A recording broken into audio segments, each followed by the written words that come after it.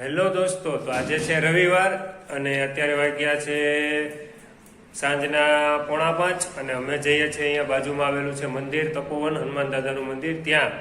તો ચાલો અમે પણ દર્શન કરીએ છીએ અને તમને પણ દર્શન કરાવીએ છીએ.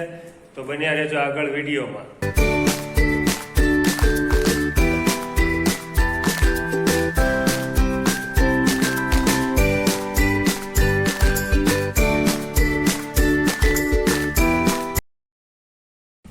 હેલો દોસ્તો, તો અમે આવી ગયા છીએ તપોવન દાદાના મંદિરે, પણ એક પ્રોબ્લેમ થઈ ગયો છે કે પૂજારી દાદાએ અમને કીધું છે કે ભાઈ તમે અંદર વિડીયો ફોટો કંઈ પાડતા નહીં, એટલા માટે અમે કાંઈ પાડ્યું નથી, વિડીયો શૂટ કર્યો નથી. બહારથી તમને બતાવી દઉં છું. આ છે તપોવન દાદાનું મંદિર.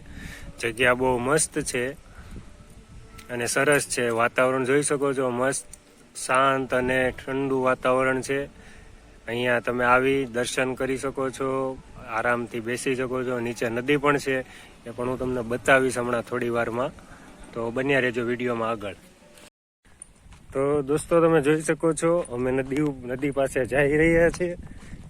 અહીંયા બાજુમાં જ છે, એટલે ચાલીને જઈએ છીએ. ગાડી ઉપર મૂકી દીધી છે. ગાડી ચાલે તેવું છે નહીં, રસ્તો થોડો ખરાબ છે. તો બતાવું છું હમણાં તમને નદી. હેલો દોસ્તો, તો જોઈ શકો છો આ છે નદીનું નામ છે મચુંદરી નદી. અત્યારે પાણી ઓછું છે. આ તેમાં પુલ આવેલો છે, નાનો એવો બેઠો પુલ. અહીંયાથી બીજા ગામડે જવાય છે, તો એના માટેનો પુલ છે. નદીમાં પાણી બહુ ઓછું છે અત્યારે. બાકી તો આ મોટો પથ્થર દેખાય છે ને ત્યાં સુધી પાણી હોય જ છે. ચાલો નજીકથી તમને બતાવું છું.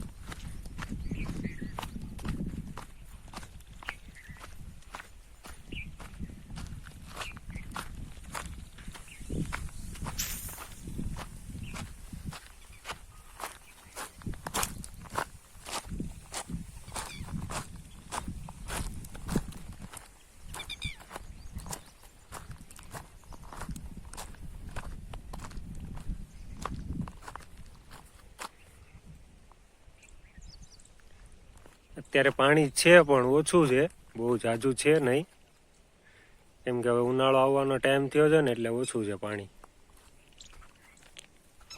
તો ચાલો હવે આપણે જઈએ છીએ પાછા ઘરે, કેમ કે કિરણને પાણીપુરી ખાવાની છે.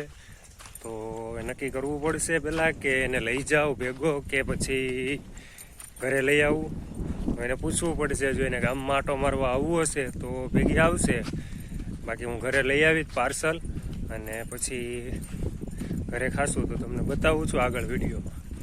તો હું આવી ગયો છું ઘરે અને નાસ્તો ઘરે લઈ આવ્યો હતો, કેમ કે કિરણને અમે બંને ગયા હતા, પણ જે ભાઈ પાસેથી અમે પાણીપુરી ખાઈએ છીએ તે આવ્યા નહોતા, એટલા માટે ઘરે લઈને પાર્સલ આવી ગયો છું. તો ચાલો બધા તમે પણ પાણીપુરી ખાવા. ચાલો બધા પાણીપુરી અને સમોસા ખાવા માટે. તો આજે રવિવાર છે, તો મને પણ લાગે છે તમે બધા પણ કંઈક ને કંઈક નાસ્તો કરતા જ હશો. તો હવે મળીએ છીએ પાણીપુરી અને સમોસા ખાઈ લઉં છું પછી. દોસ્તો, તો હું આવી ગયો હતો ગામમાંથી દૂધ છાશ લઈને, અને વચમાં થોડું કામ હતું તો એ કામ પતાવતો હતો.